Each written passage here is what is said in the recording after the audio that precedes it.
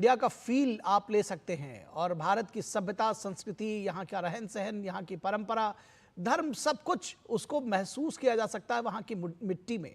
और आप जबकि भारत के ही नहीं बल्कि दुनिया के, जिसको कहते हैं कि सबसे लोकप्रिय नेताओं में से एक प्रधानमंत्री नरेंद्र मोदी, तो वो भी अपने जैसे ही लगते हैं मॉरिशस के लोगों को। क्या कुछ फील, क्या कुछ भावनाएं, कैसे व्यक्त करेंगी इन भावनाओं को आप?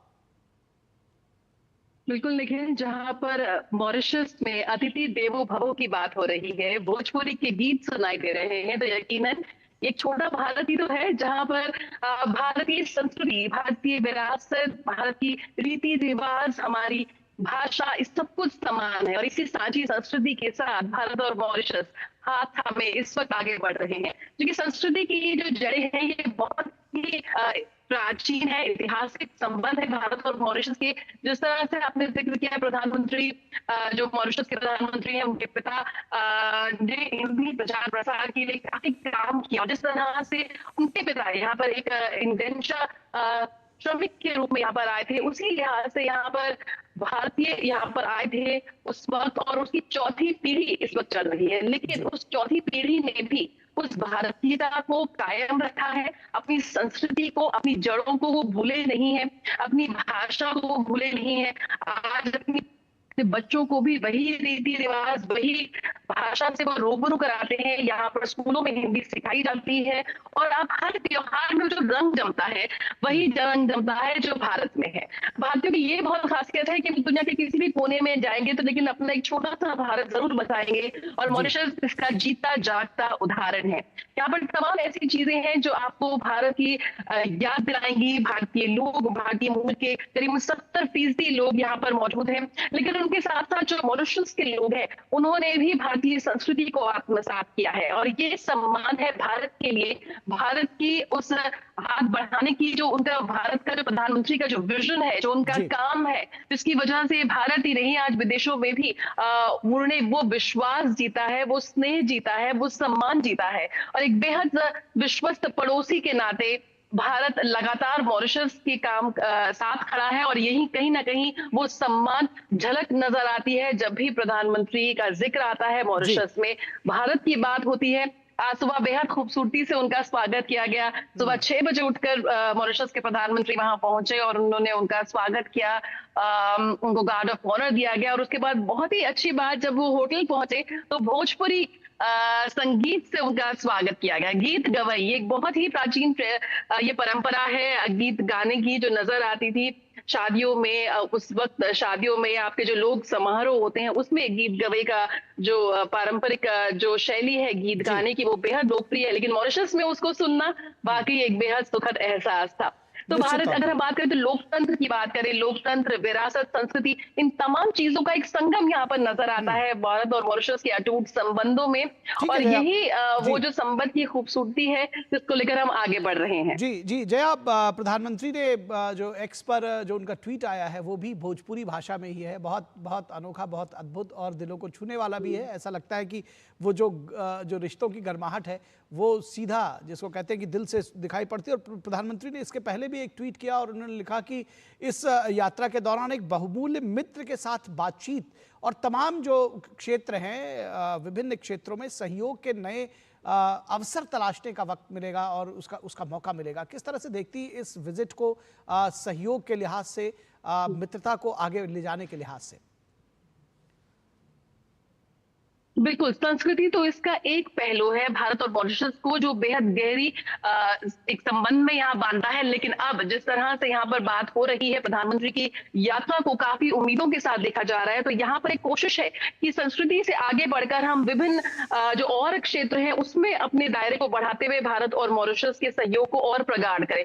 हो जी। भी क्यों ना, यहाँ पर बात होती है सबसे विश्वस्त पड़ोसी की, तो वहां पे भारत नाम आता है। अगर कोई आपदा आती है तो फर्स्ट रिस्पॉन्डर के रूप में भारत यहाँ पर सबसे सामने आता है। बात हो कोरोना की, या हाल ही में मॉरिशस के एक टापू पर जहां पर एक तूफान आया था, उसमें भी भारत सबसे पहले एक फर्स्ट रिस्पॉन्डर के रूप में सामने आया। भारत की सहायता से जितनी तमाम जो विकास की योजनाएं चल रही हैं वो मॉरिशस की तस्वीर को बदलती हुई नजर आती हैं। आज बोटानिकल गार्डन की आपने तस्वीर देखी। बोटानिकल गार्डन भी एक ऐसा उदाहरण है जिसके जी। विकास और जिसके संरक्षण के लिए भारत से सहायता दी गई है।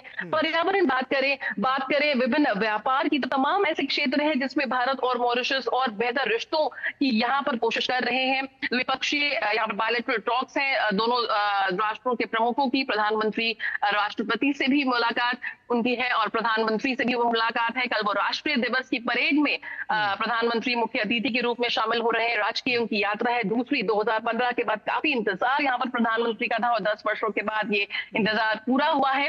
और वहां पे उसमें भी आप देखेंगे कि जो इंडियन डिफेंस फोर्सेस कंटिंजेंट है वो उसमें हिस्सा लेता हुआ नजर आएगा। यानी कि विभिन्न मंचों पर, अंतर्राष्ट्रीय मंचों पर भी भारत और मॉरिशस एक बहुत ही शानदार सहयोग की तस्वीर पेश कर रहे हैं। G20 समिट में आप जानते हैं किस तरह से मॉरिशस को एक विशेष अतिथि के रूप में यहाँ पर शामिल किया गया था। आज दोहराया भी जा रहा है, उसको याद भी किया जा रहा है जया, और निश्चित तौर पर मौका भी है, दस्तूर भी है और हम उसको याद भी कर रहे हैं। और सच माने में अगर आज देखा जाए तो आज हिंदुस्तान में बैठा हुआ हर देशवासी प्रसन्न हो रहा है, खुश हो रहा है इन तस्वीरों को देख करके। ऐसा लगता है कि हमारे ही जो भाई हैं वो वहाँ पर मौजूद हैं। आप हमारे साथ बनी रहिए। मैं चाहूँगा कि विनोद मिश्रा जी भी हमारे साथ जुड़े हुए हैं। किस तरह से भोजपुरी गीत गवई के साथ में जिस तरह से प्रधानमंत्री का स्वागत किया गया, आपको लगता है कि एक बार फिर से रिश्ते जो है जिसको कहते हैं कि भाषा, संस्कृति, परंपरा, इन सब के जरिए जो भारतीयता की महक थी वो एक बार फिर वहाँ पर ज़रूर महसूस की लोगों ने। विनोद जी।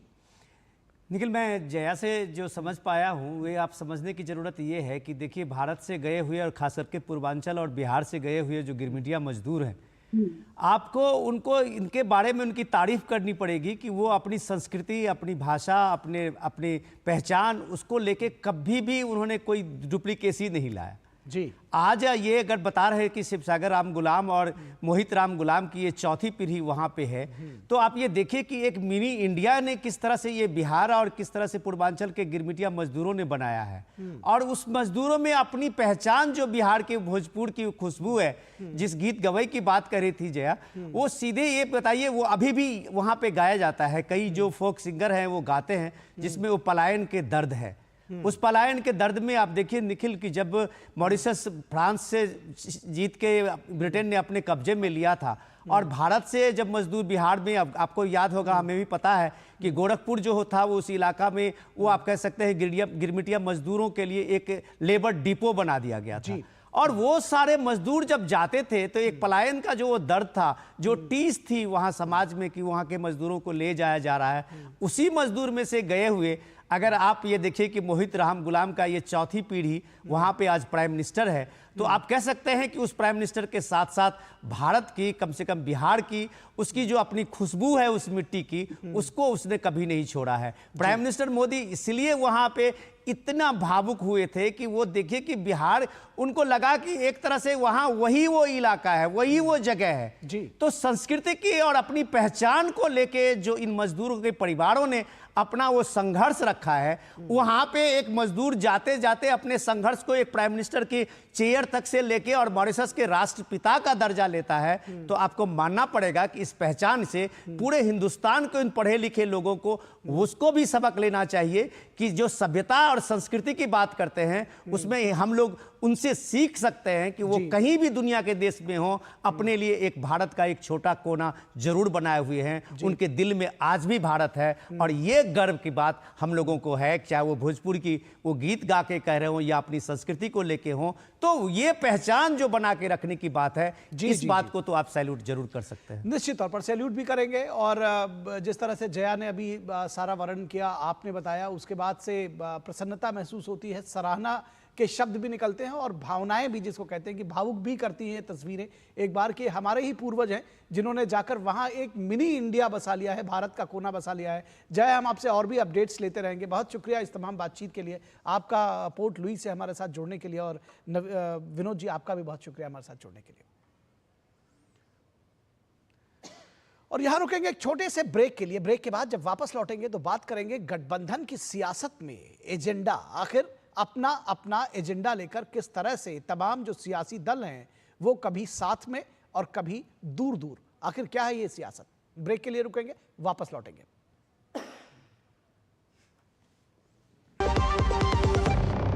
मुथूट फाइनेंस पेश करते हैं गोल्ड